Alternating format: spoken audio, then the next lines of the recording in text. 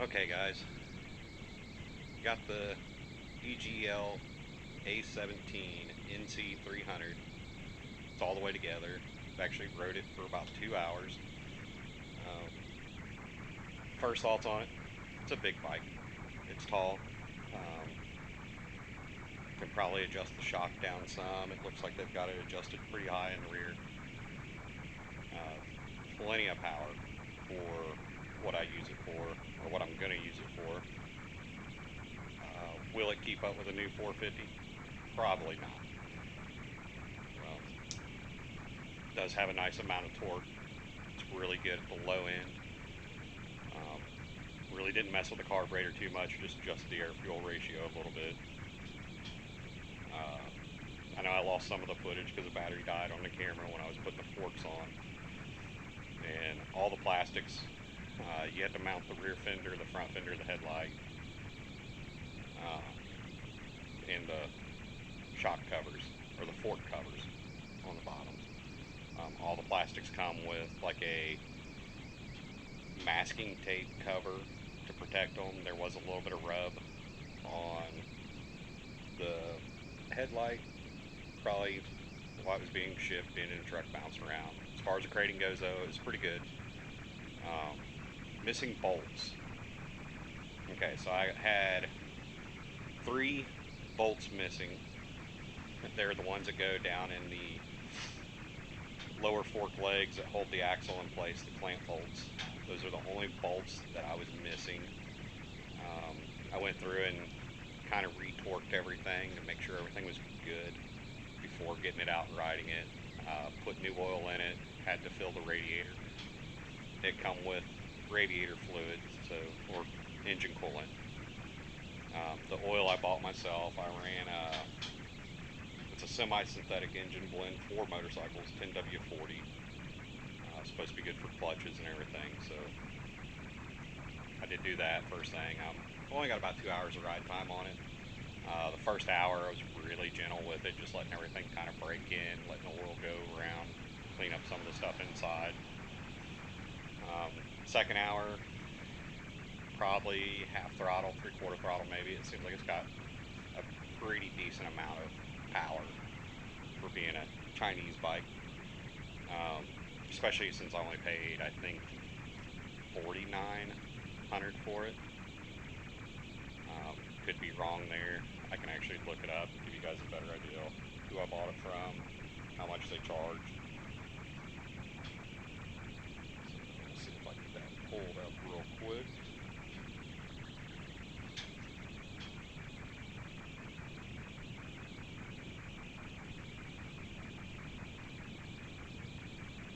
Okay, I bought it from Wholesale ATVs.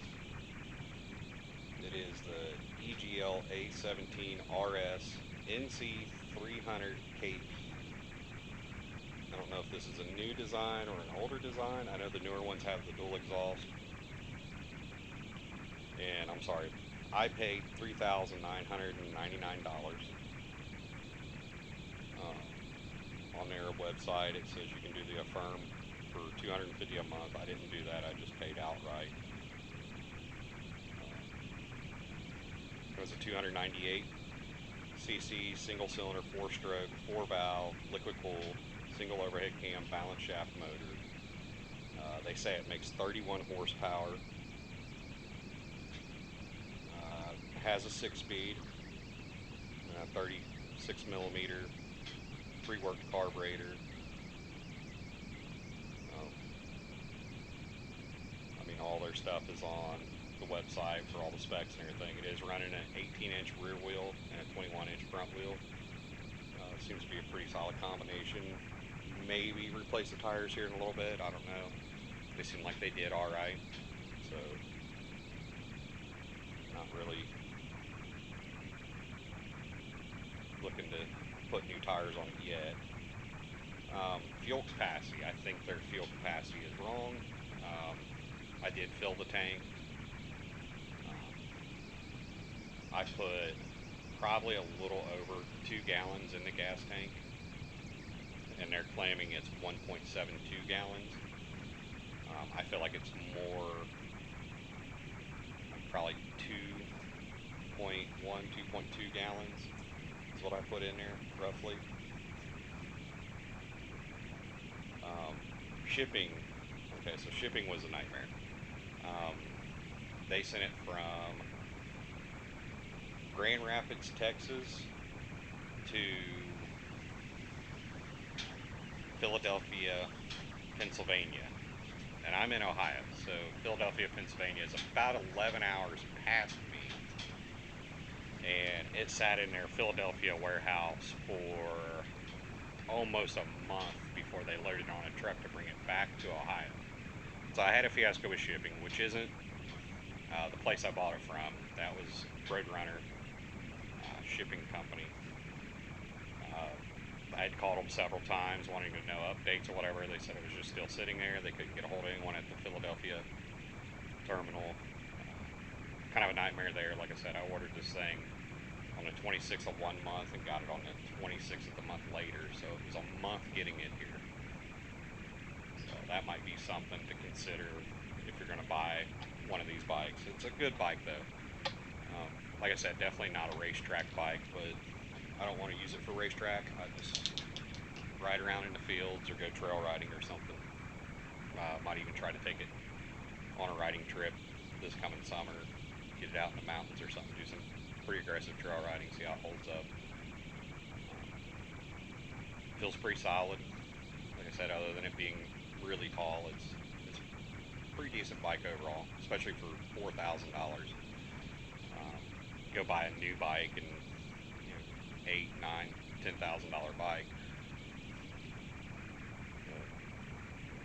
But if you're going to race, that's kind of the way you have to go, I guess. You're not going to race one of these on a racetrack with those name brand bikes. You'd probably get spanked. But it's got a decent amount of torque. They say it has a 9,000 RPM rev. Have not tried that yet. It sounds pretty decent. Runs pretty good, a lot of bottom end, pretty good mid-range. Like I said, just my honest opinions on it from only riding it 2 hours during break-in. Trying to get it out to go riding maybe here next couple weeks.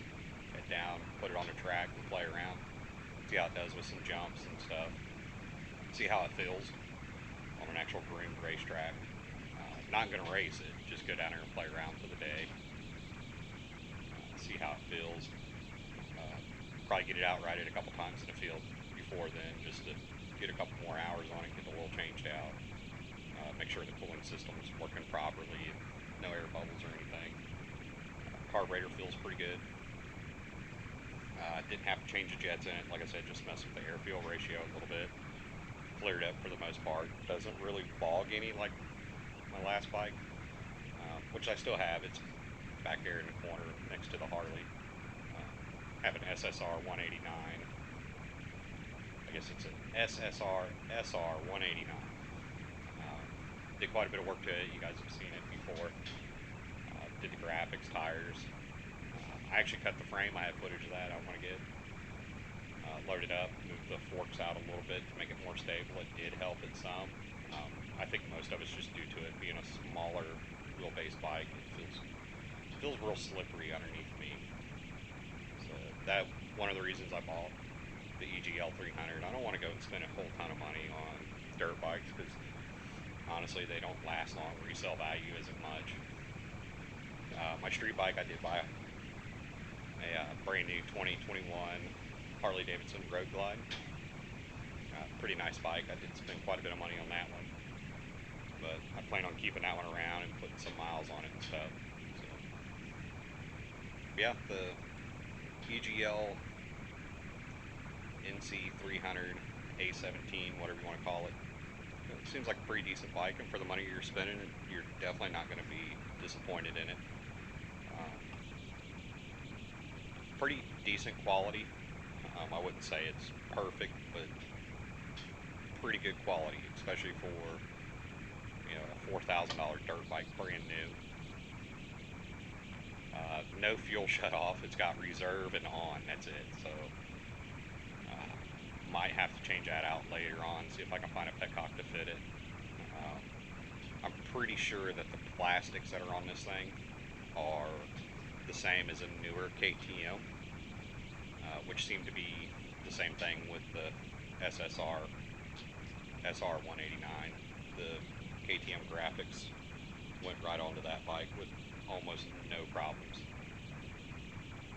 So I'm pretty sure the EGLs are the same way. It looks like a new KTM plastic for like a SX250F or maybe the 350F. I think they all run the same plastics from the 125 up. Don't hold me to that, but I'm pretty sure that they do. But it looks like a KTM design. The frame and everything resembles it, the swing arm. I know the air breather and the gas tank sides definitely look like a KTM. The front fender has that upper piece kind of molded in for strength. That definitely is a KTM thing, along with the rear fender.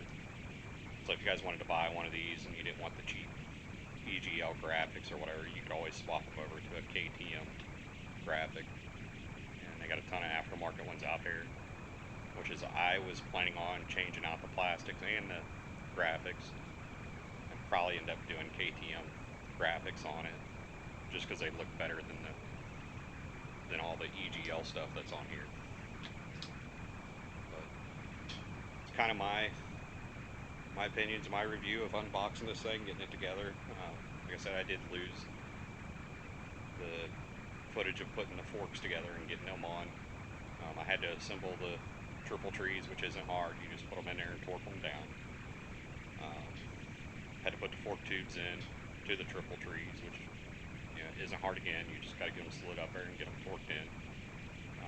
Getting the front wheel on was a little bit tricky. Definitely don't have the caliper on when you do it. Plastics were pretty straightforward. A lot of the plastics were already on the bike.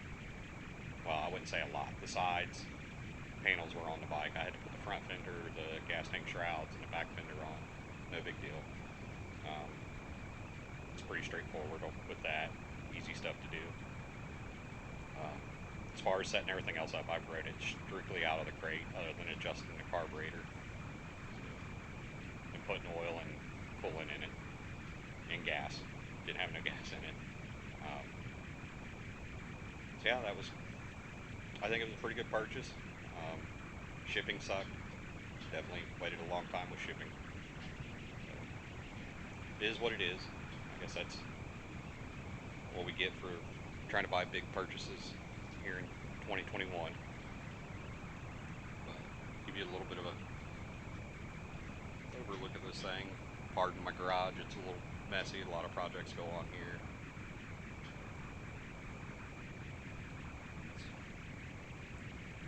Not a bad bike. Definitely a tall one. As you can see, the Harleys there, and you still have the SSR hanging around. It's back here.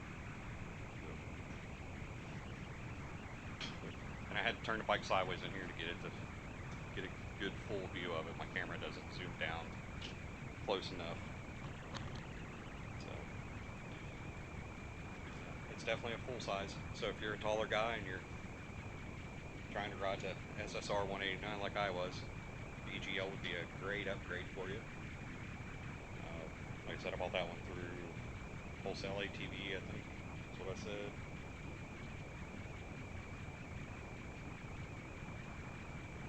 Yeah, wholesale ATV.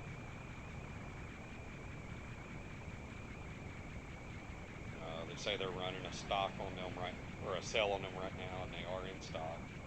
They got different colors. They got a green framed one with green accents, and they have a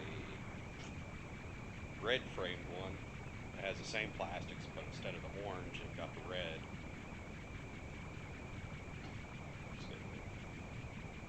Yeah, definitely check them out if you want to take a chance at buying one of these. And like I said, for $4,000 brand new, they ship it and everything. Shipping kind of sucked. I would see if there was someone else I could use for shipping other than the Roadrunner. But I mean, if you got time to wait, since we are getting ready to go into winter, probably not a whole lot of people will be riding their dirt bikes in the snow. Might be worth it to just go ahead and order it early and wait a month for it. other than that, hope what I got footage of helps you guys with this. If you buy one of these, there's really not a whole lot to putting them together. I put mine on a 5-gallon bucket just to make sure I did it, off the stand. That way, if someone buys one, if they don't have the stands or whatever, they can always find a bucket pretty cheap. No special tools needed. Everything was 10 millimeter, 12 millimeter, and then metric Allens. If you guys have any questions or anything, feel free to ask. I always try to reply back. Sometimes it might take me a little bit because I'm still not used to how to reply back on YouTube. But I'll try to reply back pretty quickly. And as I do more, I'll try to get more on video of this thing. Maybe if I change the plastics out, I'll get a short video of that and let you guys see how it turned out.